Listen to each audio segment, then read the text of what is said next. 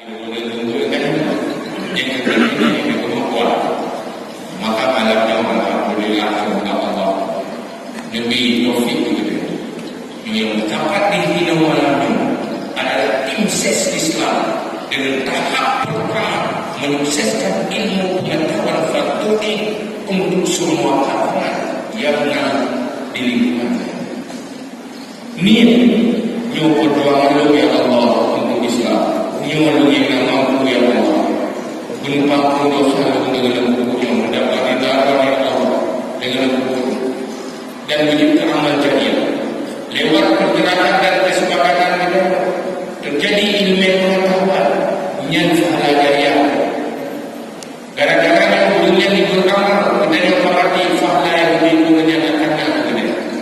Walaupun daripada modal hanya mengklaim dulu.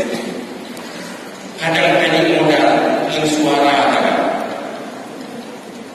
dan ingin sukses lewat menyukseskan Islam.